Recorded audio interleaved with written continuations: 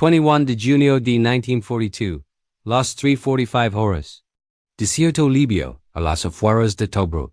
El aire nocturno vibra con el rugido de los motores Panzer, mientras el polvo se arremolina como un velo fantasmal bajo la luna menguante.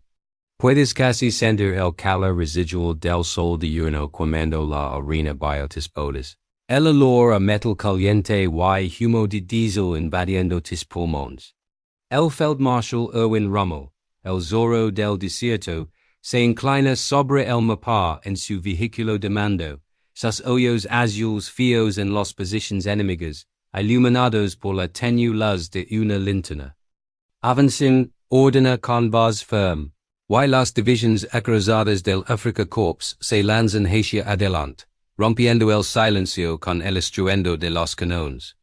Los tanques alemanes y italianos avanzan en formación, sus orugas triturando la tierra reseca. A lo lejos las fortificaciones británicas de Tobruk se erigen como un bastión inquebrantable, un laberinto de trincheras, minas y artillería que ha resistido asedios previos. Pero esta vez es diferente. Rommel, con su instinto táctico legendario, ha maniobrado sus fuerzas con precisión quirúrgica, rodeando la ciudad portuaria tras semanas de combates feroces en Gazala. Los soldados del octavo ejército británico, exhaustos y diezmados, se preparan para el impacto. Explosions iluminan la noche, granadas antitanque estallan contra los blindajes, y los gritos de los heridos se pierden en el caos. Imaginad allí en medio del infierno. El sargento Hans Müller al mando de Panzer III. Siente el sudor corriendo por la frente mientras apunta el cañón de 50 mm hacia un nido de ametralladoras enemigo. Fua. Grita y el proyectil sale disparado, silenciando la posición. A su lado, italianos de la División Riot cargan con bayonetas caladas, sus uniformes polvorientos fusionandos con el desierto. Rommel, siempre al frente, expone su vida como de costumbre, motivando a sus tropas con su presencia. Ha prometido victoria y sus hombres, leales hasta la muerte, siguen en él. Pero en el fondo, el Zorro sabe que sus líneas de suministros se estran como un hilo frágil desde Trípoli, a cientos de kilómetros. Cada litro de combustible cuenta, cada bala es preciosa. El amanecer tiene el horizonte de rojo sangre cuando las brechas se abren en las defensas aliadas. Los ingenieros alemanes desactivan minas bajo fuego enemigo, y las infanterías irrumpen en los bunkers. El general sudafricano Hendrik Klopper, comandante de la guarnición de Tobruk, ve como su fortaleza inexpugnable se desmorona. Podrá Rommel capturar el puerto intacto? ¿O será otro babo de sangre estro? La respuesta liga con el sol naciente, pero trae consigo una revelación que cambiará todo. Sección A. La Captura. El sol del mediodía quema sin piedad. El 21 de junio de 1942. El polvo se levanta en columnas densas mientras los primeros panzer cruzan las líneas exteriores de Tobruk. El puerto es objetivo tan codiciado, si con una rapidez que sorprende incluso a los más optimistas del Afrika Korps. A las 9:40 horas el general Hendrik Klopper, con el rostro ceniciento y la voz quebrada, firma la rendición incondicional. 33,000 prisioneros aliados, británicos, sudafricanos, indios son conducidos en columnas interminables hacia el oeste, bajo la mirada atenta de guardias alemanes y italianos exhaustos pero exultantes. Rommel entra en la ciudad a bordo de su vehículo de mando, el polvo cubriendo su gorra y su uniforme. La bandera de la esvástica ondea ya sobre el fuerte costero. Sus hombres saquean con disciplina. Chocolate enlatado, leche condensada, cigarrillos americanos, calcetines limpios. Para tropas que han resinado cada migaja durante meses, estos tesoros son como oro. Pero el verdadero botín está en la ala de las calles bombardeadas en los inmensos depósitos aliados que rodean el puerto y se extienden hacia Belhand. Allí, en los arenales al oeste, se revela la magnitud Miles de camiones británicos alanidos en filas perfectas intactos con los slaves en el contacto. Tanques de combustible rebosantes. Ms de 1.400 toneladas de gasolina capturadas en Tobruk, otras 20 en Belhem. Munición apilada en montañas, raciones para melones de comidas, agua potable, en cantidades que los Alameins no habían visto en meses. Los soldados del 15, Panzer y 90, Light Division recorren los depósitos como niños en una tienda dulces. Un Panzer IV se línea hasta los topes con combustible británico de alta octanaje. Los motores rugen con nueva vida. Rommel camina entre las filas de vehículos capturados, flanqueado por su jefe de Estado Mayor Fritz Bayerlein, y algunos oficiales de confianza.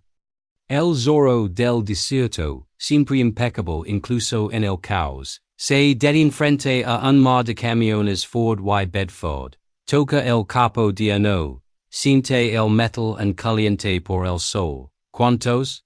Pregunta en voz baja. Bayerlein responde con cifras aproximadas. Miles de vehículos operativos, suficientes para motorizar divisions enteras. Rommel asiente, pero su expresión cambia. No es la euforia de la victoria absoluta. Es algo más profundo, más sombrío. En ese momento, mientras sus panzers beben el combustible enemigo, y sus hombres cargan munición británica en sus cinturones, Rommel comprende la escala verdadera del enemigo. Estos depósitos no son solo un regalo táctico. Son prueba tangible de una máquina industrial que Alemania nunca podrá igualar. América ha entrado en la guerra hace apenas 6 meses y sus convoys cruzan el Atlántico sin pausa, llevando jeeps, tanques, aviones, combustible. Los informes de inteligencia hablan de fábricas que producen en un mes lo que el Reich tardaría ecos en fabricar. Puedes imaginarlo. El Feldmarschall, rodeado de trofeos que deberían llenarlo de orgullo, siente un frío repentino en el desierto ardiente. Sus líneas de suministro siguen estiradas desde Trípoli, vulnerables a los bombardeos de la RAF y a los submarinos británicos en el Mediterráneo. Pero el enemigo tiene llenos eneros de recursos.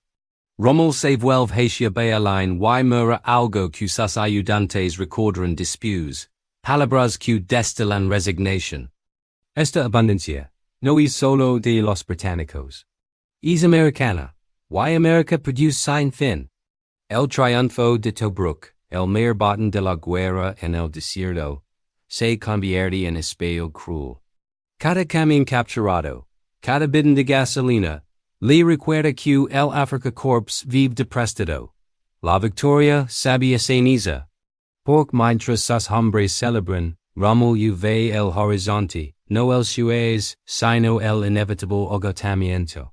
La pregunta no es si ganarán la próxima batalla. Es cuánto tiempo podrán resistir antes de que la mayoría industrial aliada los arrastre. Pero en hay esperanza en el avance.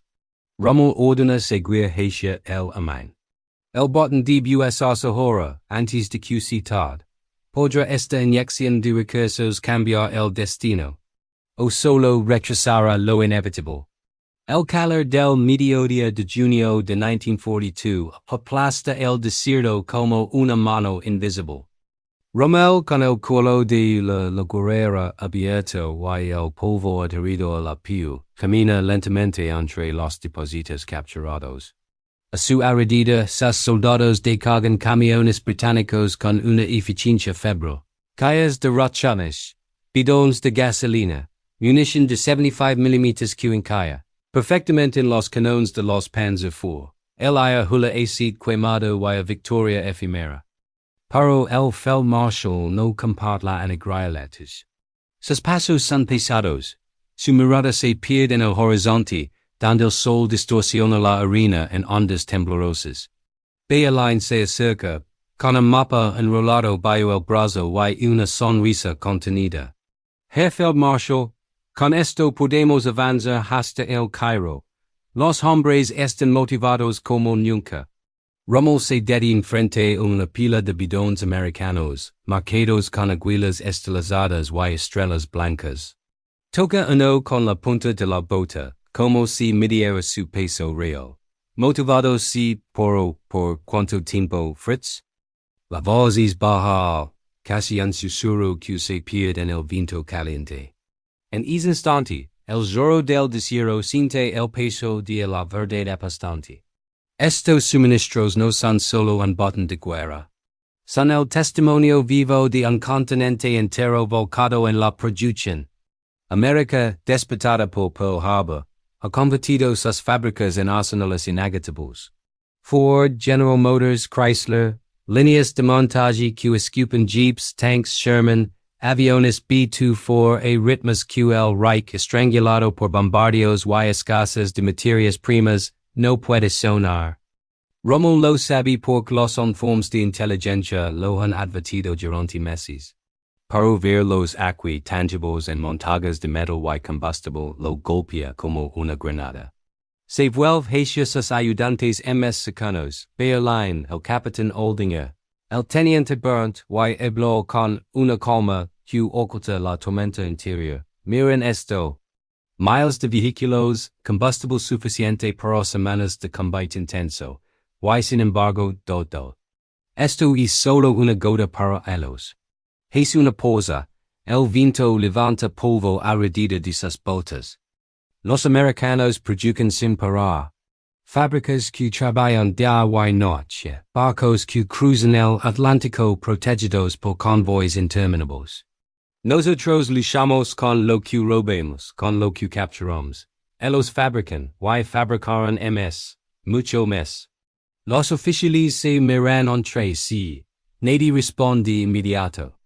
Berlín intenta alajar, pero hemos ganado Tobruk Feldmarschall.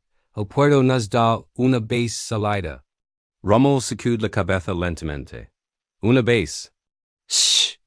Pero el enemigo tiene océanos enteros. Recursos que no se agatan con un mal convoy o un ataque aéreo. Nosotros dependemos de Italia, de puertos bombardeados, de caminos que se convierten en trampas y los. Ellos tienen Detroit, Pittsburgh, infinidad de plantas que nadie puede tocar desde aquí. Puedes sentirlo. El silencio que se sobre el grupo, roto solo por el leano rugido de motores que cargan suministros. Rommel, el hombre que ha desafiado a ejércitos superiores con audacia y genio, comprende por primera vez que la guerra no se gana solo con tácticas brillantes. Se gana con producción masiva, con logística que no se rompe. El Afrika Korps, por valiente que sea, está condenado a vivir de migajas capturadas. El avance hacia el Alamein será posible gracias a este botón, pero será un último estrader. Rommel se ajusta la gorra, mira oeste donde el desierto se funde con el cielo. Sigamos adelante, dice finalmente. Usemos lo que hemos tomado. Pero sepan esto. La victoria de hoy no cambia el final. Solo lo retrasa. Sus palabras cuelgan en el aire como humo de artilleros. Los ayudantes agitan en silencio, pero el entusiasmo se ha enfriado. El Zorro ha visto el abismo. ¿Podrá Rommel convertir este conocimiento en una retirada estratégica, en una defensa que obliga a los aliados a pagar caro cada metro? ¿O el impulso de la ofensiva lo arrastrará hacia la inevitable derrota en las arenas de Egipto? Sección C. El punto de inflexión. El desierto se extiende como un mar infinito bajo el sol implacable de finales de junio de 1942. Rommel con la mente resonando con la amarga revelación de los depósitos capturados, de la orden de avanzar. El Afrika Korps, revitalizado por el botón de Tobruk, camiones británicos cargados con munición americana, tanques que beben gasolina enemiga se lanza hacia el este. El objetivo, el Alamein, la puerta a Egipto, al canal de Suez, quizás el corazón del imperio británico. Los motores rugen con fuerza renovada, pero en el fondo, el Zorro del Desierto sabe que es una carrera contra el tiempo. Contra el inexorable flujo de recursos aliados. Puedes verlo en movimiento. columnas de Panzer 3y4 flanqueadas por infanteria motorizada en jeeps capturados, avanzando a través de unas QC elevan como olas. El general Friedrich von Mellenthin, en el Estado Mayor, nota en su diario la euforia inicial. Con estos suministros sentimos que podemos conquistar el mundo. Pero Rommel, en su vehículo de mando, no comparte el optimismo ciego. Envía mensajes cifrados a Berlín, pidiendo refuerzos que sabe que no llegarán.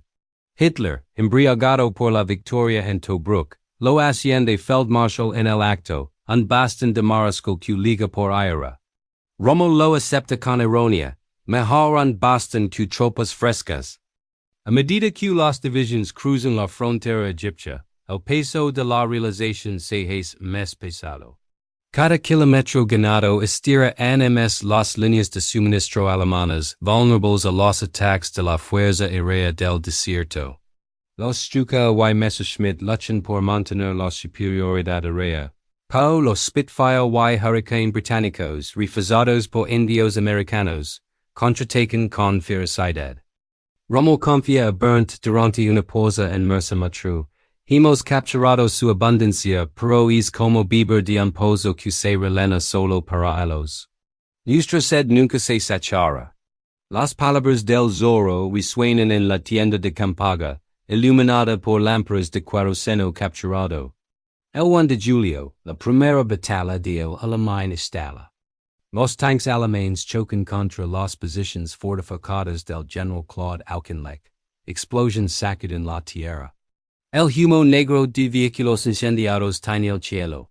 Rommel dirige desde el frente exponiéndose al fuego como siempre, pero sus fuerzas se desgastan. El botín de Tobruk se consume rápidamente. Combustible que se evapora en los motores sobrecalentados, munición que se gasta en asaltos fallidos. Los uniformes de bajas llegan como golpes. La 21. Panzer Division pierde un tercio de sus tanques en un solo dialecto. Y mientras tanto en el Atlántico, convoys americanos descargan MS Sherman en puertos africanos, listos para Montgomery, el nuevo comandante aliado que se avecina. Rommel siente el giro. Esta no es solo una batalla perdida. Es el presagio del colapso del Age. La producción interminable de América, acero, caucho, petróleo, alimenta un monstruo que Alemania, con sus fábricas bombardeadas y recursos limitados, no puede igualar. En cartas a su esposa Lucy, escribe veladamente sobre la inevitable superioridad material. Sus ayudantes notan el cambio. El genio táctico que una vez parecía invencible ahora planea defensas no conquistas. El avance se detiene en las arenas de el Alamein, un punto de inflexión no solo para la campaña africana, sino para la guerra entera. Pero el desierto no perdona dudas. Rommel ordena un último empujón, sabiendo que el tiempo corre en su contra. Sobrevivir el Afrika Korps al contraataque aliado. Esta epifanía en las dunas de Tobruk selara el destino del Reich. Octubre de 1942. Las noches en el Alamein ya no son solo frías, son gélidas por dentro. El viento del desierto arrastra arena fina que se mete en los hoyos, en las grietas de los tanques, en los pulmones de los hombres. Rommel, envuelto en su abrigo de campaña, observa desde un risco elevado el frente que se extiende como una cicatriz interminable. Abajo, las posiciones alemanas y italianas se han convertido en trincheras improvisadas, campos minados y baterías anti-tank que esperan. El botín de Tobruk se ha evaporado casi por completo. Los últimos bidones de gasolina británica se recienen gota a gota. Los camiones capturados empiezan a fallar por falta de repuestos que nadie puede fabricar. Montgomery ha llegado. El nuevo comandante del octavo ejército británico no es Auchinleck. Es un hombre metódico, implacable, respaldado por una avalancha de material americano.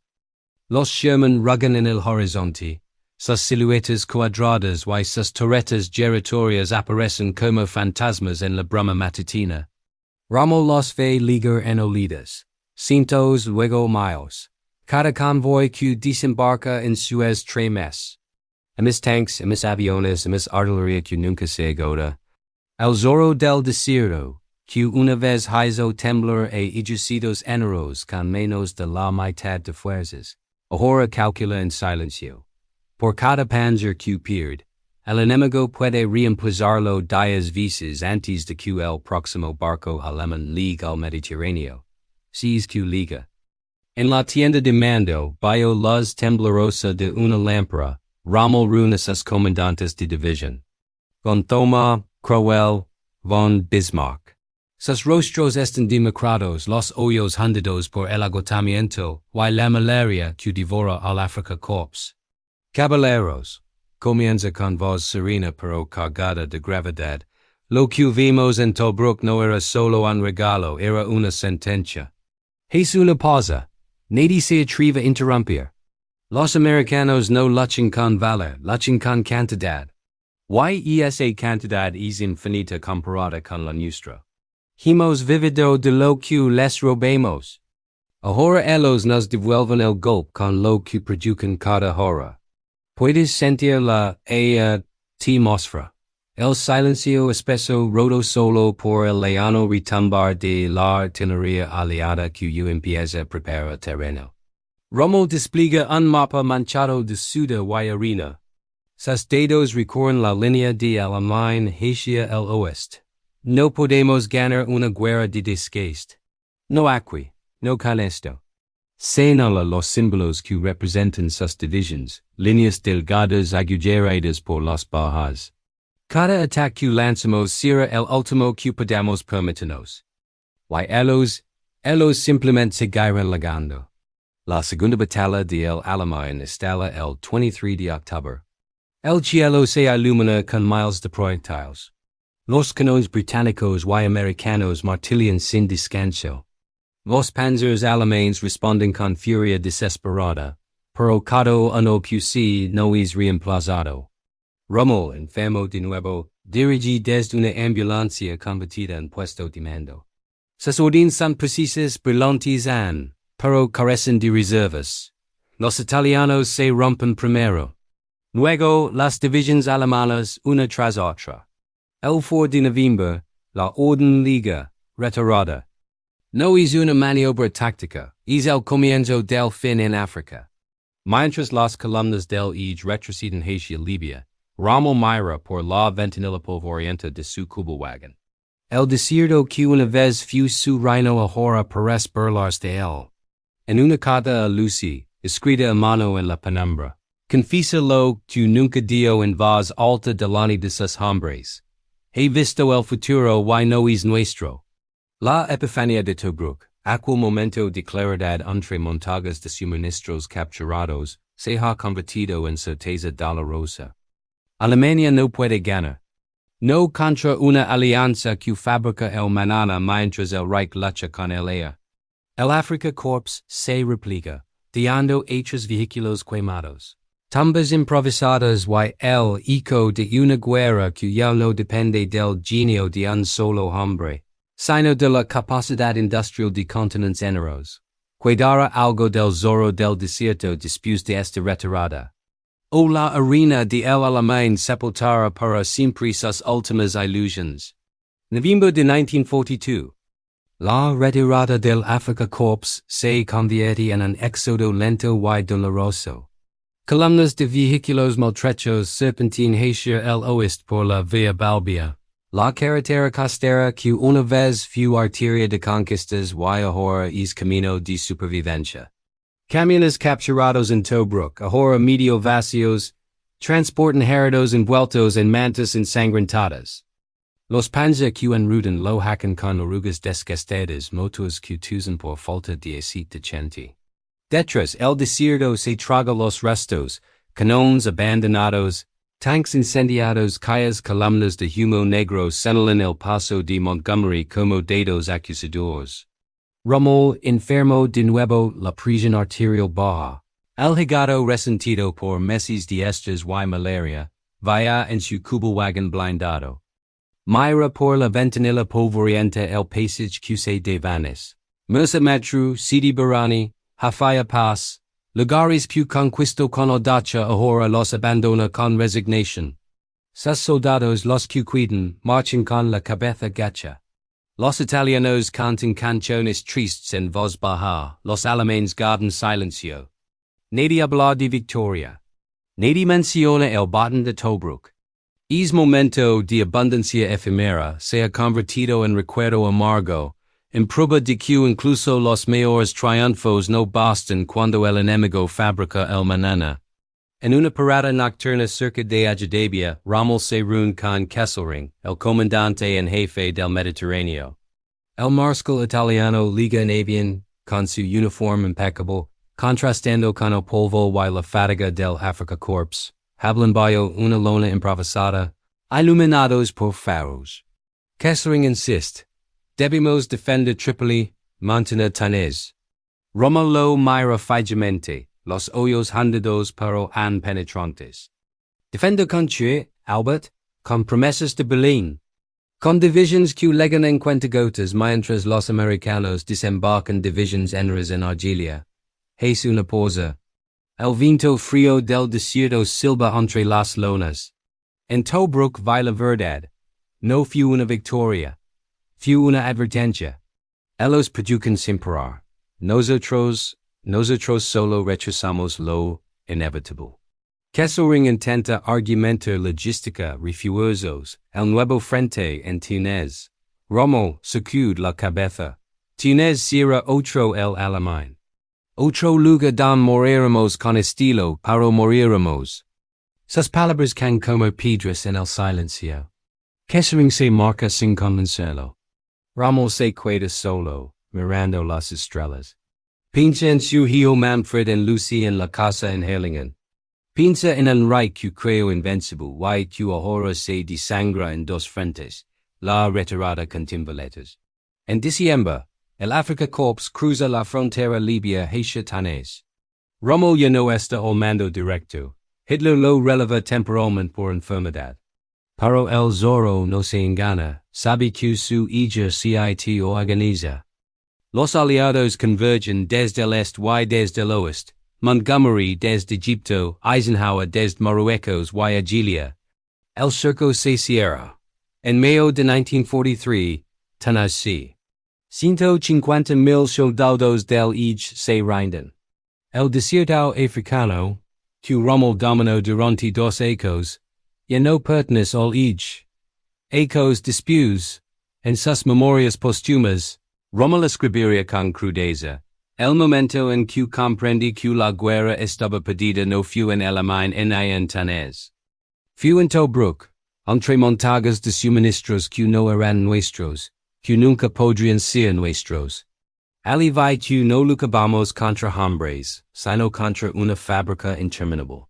Aquella epifanía en las dunas entre bidones americanos y camiones británicos marcó el verdadero punto de quiebre. No fue una batalla perdida. Fue la certeza de que el Reich, por brillante que fuera su estrategia, no podía competir con la capacidad industrial de un continente entero volcado en la guerra. El Zorro del Desierto se fue apagando. Regresó a Europa, participó en la defensa de Normandía, conspiró contra Hitler, y murió en octubre de ello, sí. Forzado al suicidio para proteger a su familia, pero su último gran legado no fue una victoria táctica. Fue esa mirada lucida en medio del triunfo aparente, la comprensión de que algunas guerras no se ganan con genio, sino con producción. Y que cuando el enemigo fabrica sin cesar, el desierto por vasto que sí, termina tragándose incluso al más astuto de los zorros.